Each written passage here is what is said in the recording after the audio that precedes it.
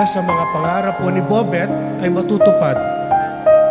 Yung pangarap na nagdala po sa kanya sa Maynila at iwan ang kanyang pamilya rito sa Davao. Ang pangarap niya na ang kanyang mga kapatid, 6 niyang kapatid, ay bibigyan po ng Ateneo de Davao University po ng scholarship. Before mi niadto palarong pamansa ni Champion Mig Davraa, sa Davraa naka-earn mi og incentive na 10,000 pesos. Naibalaan po nako nakatong 10,000 pesos na to.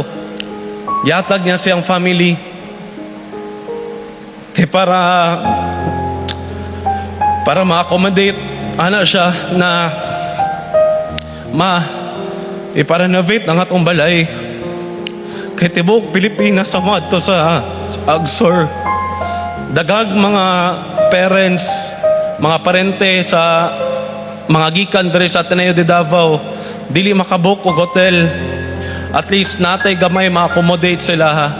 Which is nadayon jud naka-accommodate jud sila og pila ka parents na napastay nila sa moa sa ilaha. So ato siya kabutan. So karon gusto na ko i-discuss sa inyo tanan ang mga remaining days na nakauban ako si Bobet. June 4 niadto mi sa Manila na timingan kay nakoy event sa Manila pagka June 5 o niya ambot pagbuot siguro sa Ginoo na June 4 wala gituyo sabay mi og flight padulong Manila. Gisundo namo siya ni Player Spotted sa dorm nila Cap Mark kauban iyang mama. So before ato padulong na mig airport gastorya mi kay iyang mama night before nipalit og 20 or 10 kabuok na jerseys ni Bobet kay gusto niya ibaligya. So niingon si Bobet na ayaw kabalaka hawdon ako dito sa Manila kay kung hawdon ako dito sa Manila mas daghang jerseys palit sa imo. Napa may sasakyanan, dagan na kayo siya pangarap na ginaingon, dagan na kayo siya gusto na mahitabo na ginaingon sa mua. Ginaingon po niya sa mua na how do niya sa Ateneo de Manila kay para makademand siya sa Ateneo de Manila na mapaskwela niya iyang mga igsuon.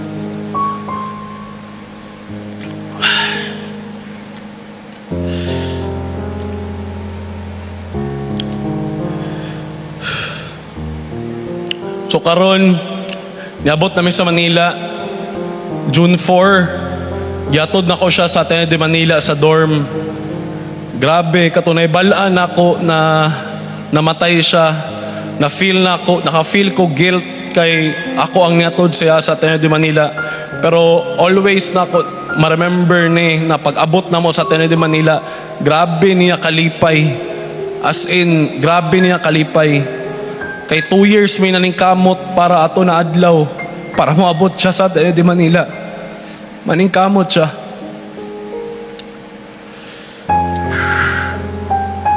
So na-practice siya sa Ateneo de Manila, naka-practice siya dito.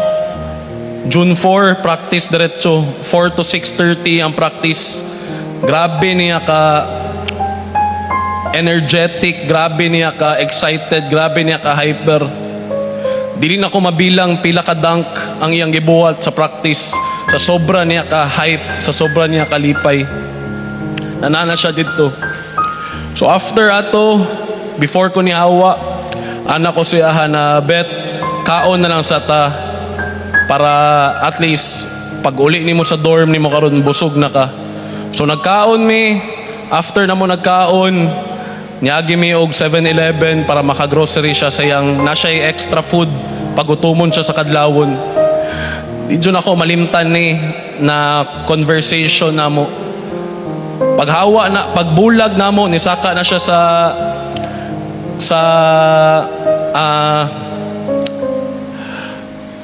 pasaka na siya sa burag bypass dito. Ang ingon niya sa kuha, Coach, Dili ko muulig Davao for 5. Lipay kay siya ni pag-ingon niya sa kuha ni. Coach, di ko muulig Davao for 5 years. Kay gusto na ko, pag muli ko, dato na ko. Kay para maahon na ko ang akong family sa kahirapan. Tumoto among last conversation ni Bobet. Bobet, love kay ka na mo. Dili yun na mo malimtan imong kamaayo. Imong pagka-humble. Ikaw ang among inspiration. Paningkamutan na mo na matuman tanan nimo pangandoy. Love ka na mo, Rene. Forever ka na mong MVP. Salamat. Paano po kayo ka-close as a team eh? Parang dadalhin po kami sa isang resort na Tago. Tapos, yun po, gigisingin po kami. Parang po kami magiging sundalo eh, for 1 week. So kayo yung first batch ng First batch players po. that underwent the bootcamp. Opo, na wala po kami kaalam-alam. Nakakala po namin eh, yung usual lang po na training camp. Yun pala, wala po pala basketball. Kinuha po lahat ng cellphone namin. Tapos po, 1 week po kami magkakasama lang. Tapos bigla po, hindi nyo po alam kung kailan po kayo gigisingin eh. Minsan, bigla po may alarm na 3 a.m. Tapos po magla-lunges kami sa buhangin. Tapos lalangoy din po kami. Kasi syempre, iba nyo po kasama, hindi na po marunong lumoy. So hindi nyo po pwedeng iwan. Hanggang sa may isang time po, si G-Boy, Babylonia po, pero po kasi dapat tatakbo sa buhangin, tapos magsiswimming, iikot. Hindi po marunong lumoy yung veterano po namin. Si Coach Tab na po yung sumalba sa kanya. Na parang sa takot din po niya kasi muntik na po siyang maka-aksidente ng plane. Oo, Opo. siya na yung sumave. Opo, siya na po sigaw na rin po siya sigaw. Pero dun po na Ako dahil si kuya ni Bobet. Nitindog ko dire para magpasalamat ninyo.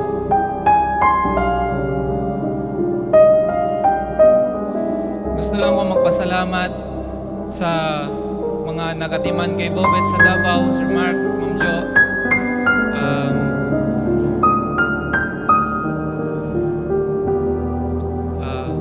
Gusto po na ako magpasalamat sa mga nagsuporta kay Bobet.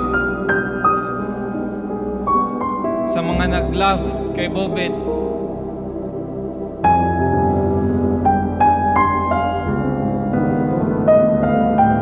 Katong nagbiyahe pila pa ka oras para lang makabisita dire. Salamat kayo ninyo.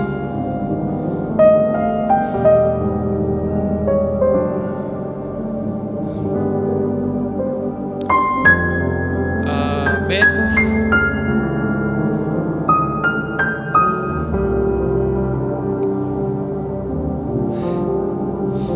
Itong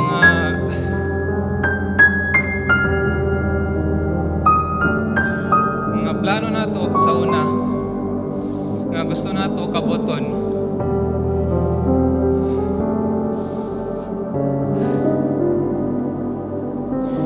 Ako na lang jud isa maningkamot para sa atong manghud.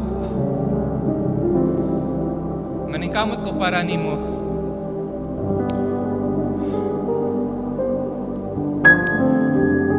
Muna akong tanan para sa atong pamilya.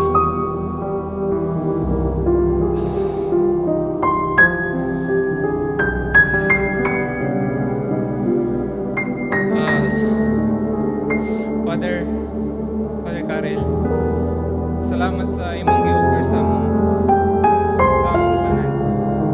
Salamat po sa naghatag og mga gamit sa mga sapatos ug unsa pa sa katong nami sa Manila daghan jud naghatag. Salamat. Di ta mo isa-isa kay daghan jud mo. So, dirira ko taman. Di na ako dugayon. Salamat dyan din yung tanan. Salamat.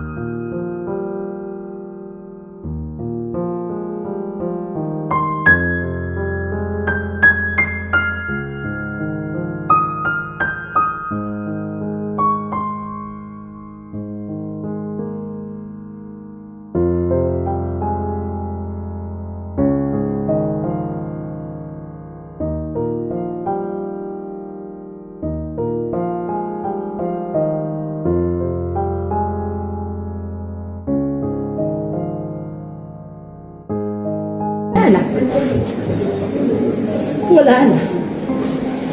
Yung batang mahirap.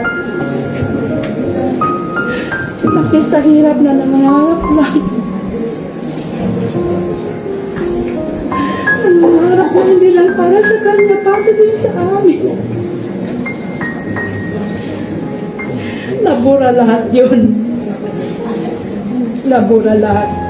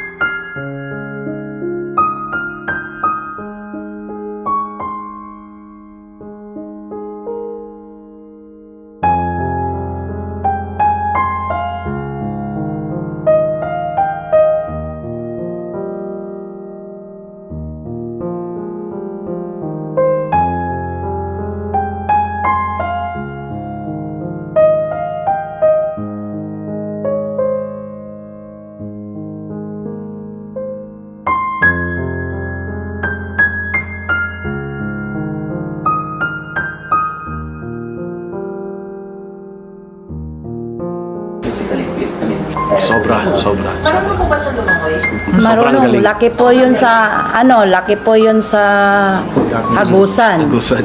Kaya marunong yung lang lumangoy. Bata pa lang, parang walang bata doon sa amin na hindi marunong lumangoy.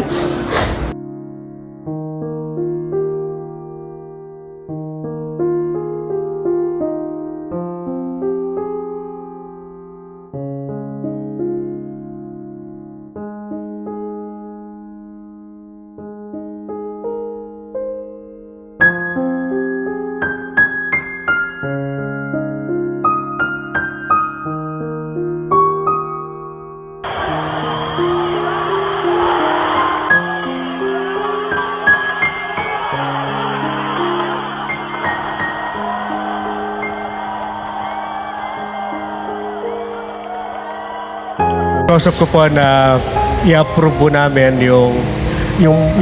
gagawin po namin pangalan ng covered courts.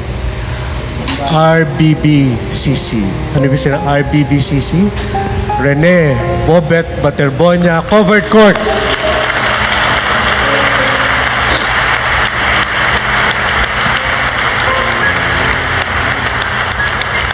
Ang pangalan niya, pati yung kanyang pictures. Bobet na naglalaro. Naghanap kami ng photos ni Father J-Boy na Bobet na naka-uniform. Wala kaming mahanap. Pero maghahanap kami kasi si Bobet lagi naka-PE uniform at jersey. Kaya ilalagay din namin yung photos si Bobet doon at forever namin maalala si Bobet Baterbonda sa pamamagitan ng covered cards. So, on behalf of the family po at ng Jesuit community, daghang salamat sa tanan sa pagpapakita niyo ng pagmamahal at pakikiramay at dasal para kay Bobet. Salamat po.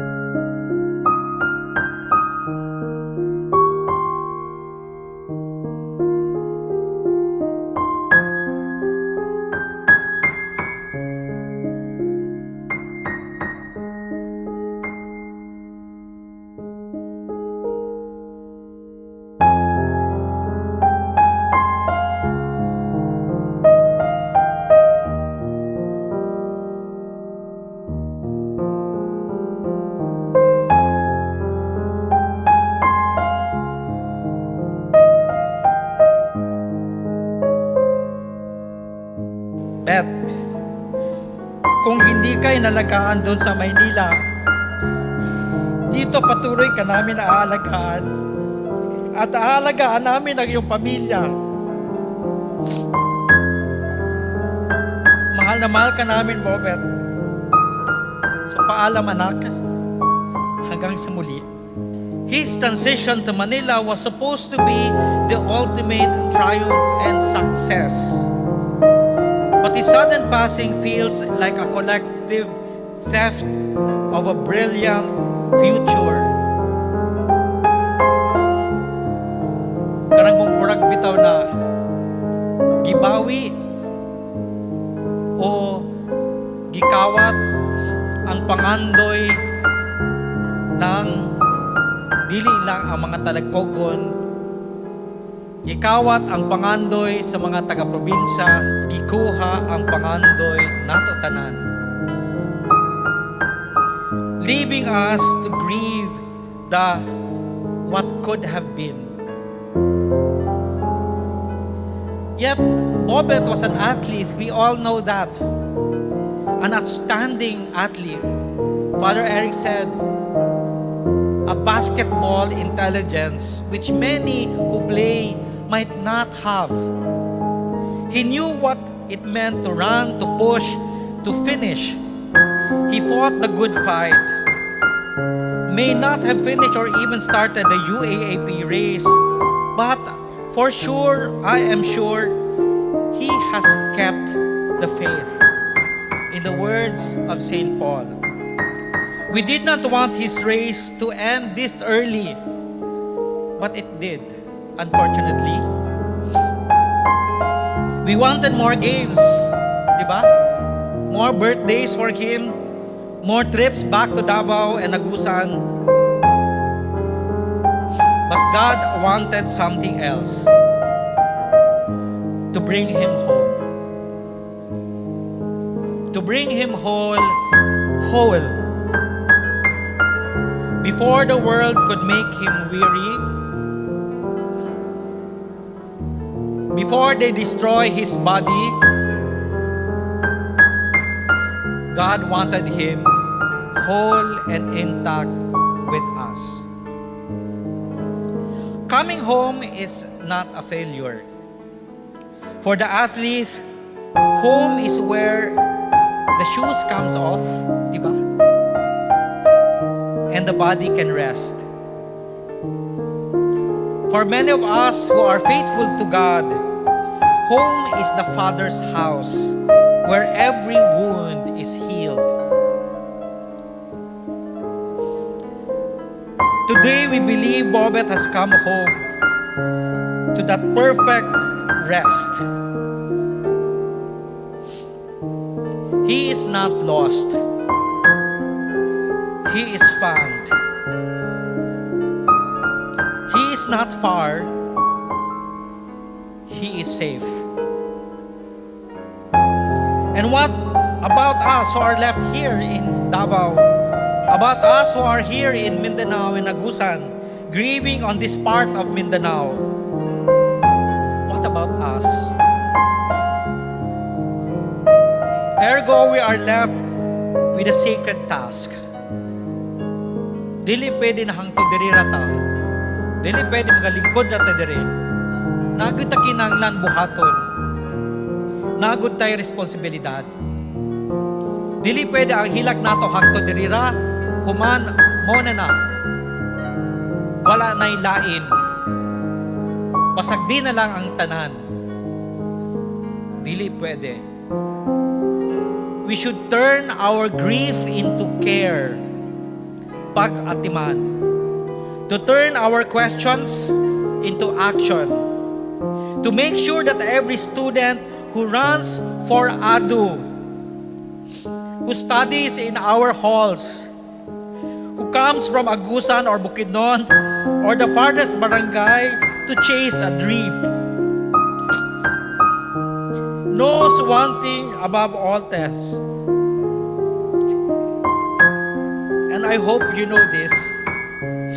You matter to us more than any triumph, more than any medal, more than any championships, more than any program, more than any reputation, you matter to us. Uulitin ko po, you guys, you matter to us. You are not here to perform for us. You are here so we can care for you. And this is hope. Mao ni ang among pangandoy. It's not a cheerful slogan, but it is a decision that we are to make. Hope is what we do when we choose to protect life, all life, more fiercely after death has visited us. Hope is when we realize that Bobet's ultimate dream, the very reason he pushed his body to the limit, was never personal fame. In fact, sa pagkailan namo kang Bobet, dili nila gusto ni nahimuon murag political fanfare ang iyang kamatayon. Ang iyang gusto, he was a quiet boy.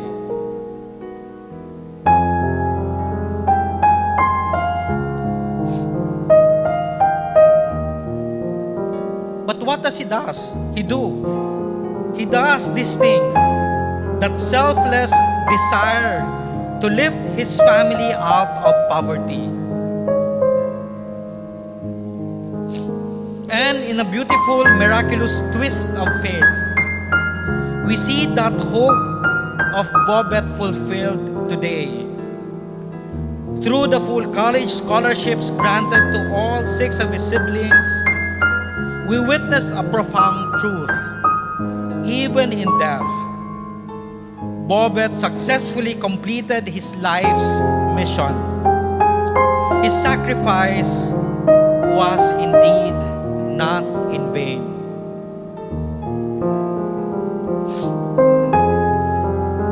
Bet, kung hindi ka inalagaan doon sa Maynila, dito patuloy ka namin aalagaan. At aalagaan namin ang iyong pamilya. Your determination lives on, and your pure humility, the spirit of a champion who would apologize to opponents on the court. True Athenian sportsmanship remains an enduring light that cannot be extinguished, and we promise we will not extinguish your light. And to all of us, hope is when a coach checks not only the stats, but the spirit. Hope is when a school listens to parents before it defends itself. Hope is when a community says, never again, not on our watch. Kaya kasama ni na Coach Jess at ang uban mga coaches ni Brian Constantino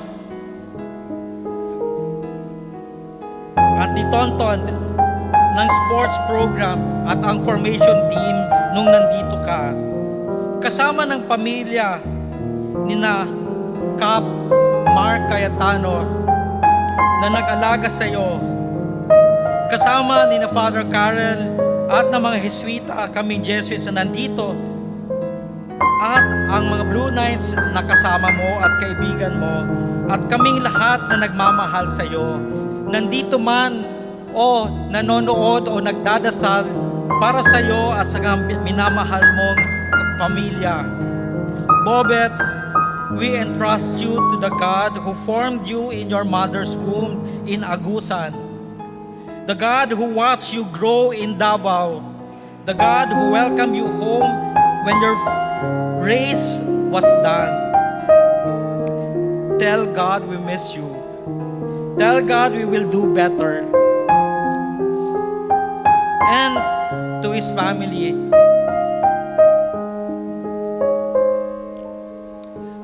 daghang salamat, Jude, for sharing your son with us. He will always have a seat in our dugout, a name in our prayers, a home in Ateneo de Davao University. And amidst all the noise and even the silences, a lot of Jesuits and Ateneans will say that this empathy, this hope, this coming home, this is the Ateneo that we know. This is the Ateneo that we have come to love. Some of us may have lost or forgotten it, but we shouldn't. This is cura personalis, lived and valued. But we, especially here in Ateneo de Davao University, continue to live it as we honor Bobet and his family and all the members of our beloved community. And we will keep living it bravely, courageously, with honor and with a greater hope, together, until every child we are given makes it safely home. Mahal na mahal ka namin, Bobet. Tinuos lang.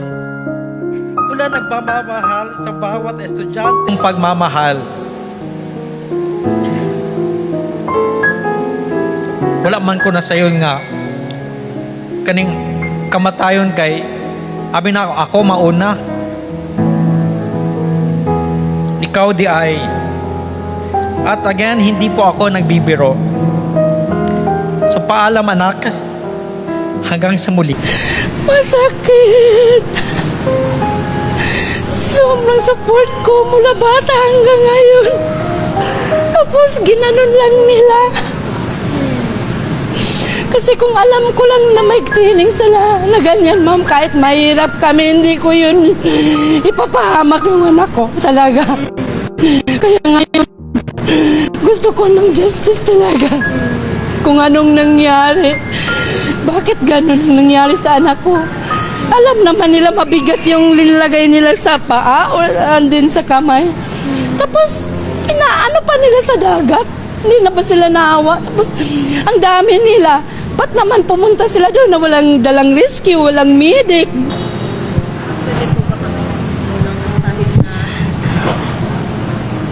Kahit may sinilong po na mensahe, pananalita lang po. Ano po, ma? Alam niyo po ba magkakaroon sila ng training ng gano'n? Sir, nung pumunta kami dito sa Maynila, sinabi nila, nakausapin kami nila. Nung nag-orient sila, hindi talaga nila sinabi na magkakaroon ng training na ganun. Kasi kung sinabi pa lang nila, matanong ko na sa anak ko, kaya mo ba yun? Para madesisyonan namin. Hindi ko alam ba't ganun ang nangyari. Ang bigla na lang nag-text yung anak ko. Sabi niya, ma, 1 week siguro wala akong cellphone. Kasi yung may training kami dun sa Baler. Tapos sabi niya, hindi pwede daw mag-cellphone. Sabi ko, sige nak, is mag-amping. And then, dapat ingatan yung katawan kasi isa lang yun. Kasi akala ko training lang na nga. Hindi, military training. Ano ba yun? Tapos, yun na. Wala na siyang cellphone nung Sunday. Saturday.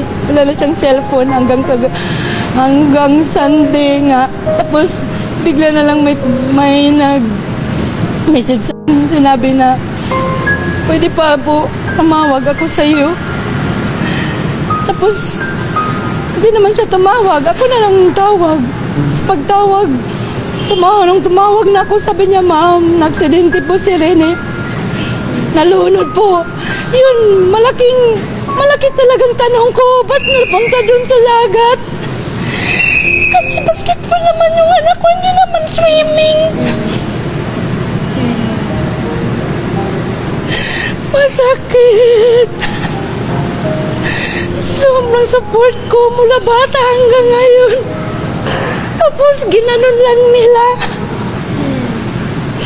Kasi kung alam ko lang na may tining sila na ganyan, ma'am, kahit mahirap kami, hindi ko yun ipapahamak yung anak ko talaga. Kaya ngayon, gusto ko ng justice talaga. Kung anong nangyari, bakit ganun ang nangyari sa anak ko? Alam naman nila mabigat yung linlagay nila sa paa o andin sa kamay. Tapos, inaano pa nila sa dagat. Hindi na ba sila naawa? Tapos, ang dami nila. Ba't naman pumunta sila doon na walang dalang rescue, walang medic? And then, yung anak ko, wala talaga akong tulog kasi naghintay ako kung sana ba yung anak ko. Kahit isang picture, wala silang send sa akin. Wala naman silang sabi, ma'am, ito na yung anak mo, naukuha na namin sa dagat. Tapos, dadali na namin ito sa Maynila. Wala talaga. Wala silang sinasabi sa akin. Kaya yung tita niya, pinapunta na ni Sir Mark Cayetano. Kagabi pa lang, doon ako nakakita ng picture ng anak ko. Tapos, dami ng mga post. Pero, hindi pa talaga ako maniwala kasi hindi ko pa nakita yung anak ko na mapatay na. Tapos biniyahin nila yung anak ko. Hindi man lang nila binihisan, walang damit, yung shirt basa. Tapos wala pang staff na sumasama sa yung nagsundo sa kanila na puninaria yung official na trabahante sa puninaria lang tinanong ng tita niya nga, sino bang kasama nyo? Siya, kami lang, walang staff ba sa atin wala talaga. Tapos wala silang sa akin, yung sabi na, ma'am, ganyan talaga, ganyan. Wala. Post lang nila na ganyan na yung anak ko na wala na. Pero, wala talaga sila binigay kahapon hanggang kagabi na picture na para ma-prove ko na anak ko ba talaga yun. Hanggang kanina palang umaga, nalaman ko na wala na talaga yung anak ko. Kaya iyak ako nang iyak. At nung narinig niya yung salita ko, parang umiiyak siya. Dami ng luha lumalabas sa mata niya. Isang saglit lang ang pangarap ng aking anak, winasak nila.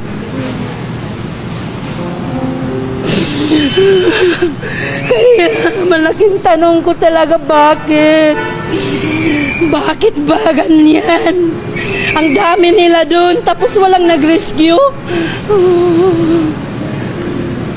Ba't nila pinapalangoy na yung anak ko na may 20 kilos yung nabigat? May nag-reach out po sa inyo mula sa atin na yun? Wala pa po, sir. Hindi ko pa alam. Sa tingin niyo po ba may foul play po, ma'am? Talaga.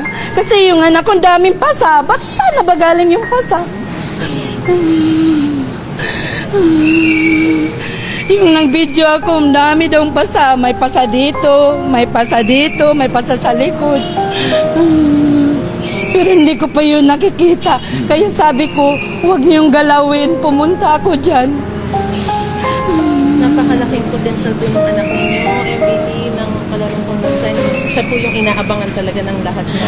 Siyempre, ma'am, sakit. Pangarap niya ng mga anak ko. Mahirap kami pero sinusuportan ko talagang mga anak ko para makapag-aaral, makapagtapos. Kasi dyan namin hinuhugot sa mga nila, talent nila, yung paghihirap namin. Tapos nauwi lang sa ganun. Meron po ba kayong panawagan? Sino po ang gusto niyo managat dito? Sa ngayon, hindi ko pa po alam, ah. Basta isa lang, talagang magpa-imbestiga ako kung sino yung gustong tumulong, magpatulong ako kasi wala talaga. Gusto ko lang malaman bakit ganun. Bakit ang tagal nilang nakuha? Ang dami nila tapos hindi nila na-rescue. Bakit naman pumunta sila doon na walang rescue, walang medic? Dami akong tanong, hindi pa nasagot. Ngayon po ay pupuntahan niyo na po siya sa... Opo, ma. Doon na pa ako pupunta. Okay, my name is... ako si Rene Clart Balarbonia. I'm 18 years old and my position is center and power forward.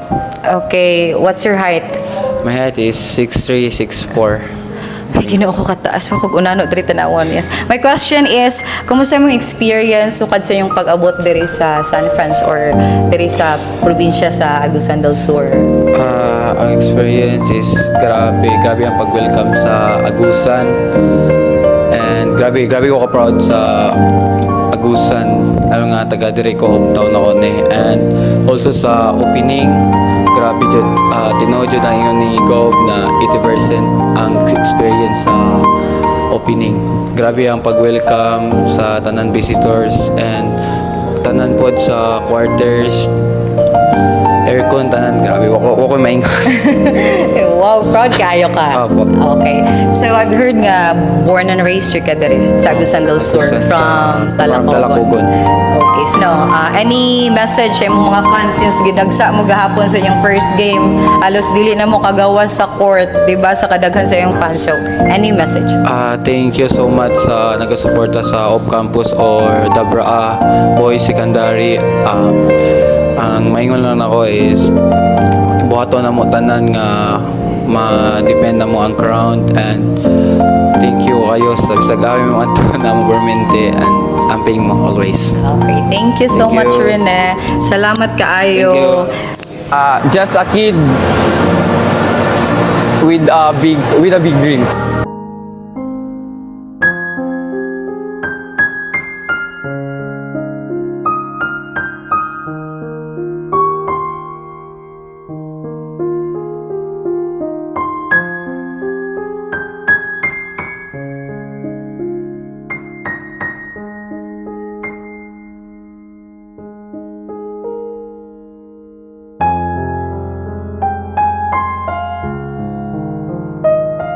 Sa akong parents, thank you kayo sa pagsuporta sa kuha.